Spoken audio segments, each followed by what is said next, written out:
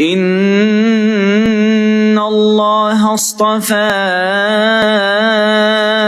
آدم ونوحا وآل إبراهيم وآل عمران على العالمين ذرية بعضها من بعض والله سميع عليم.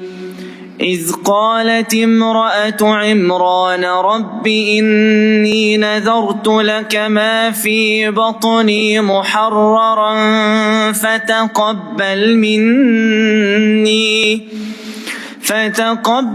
مني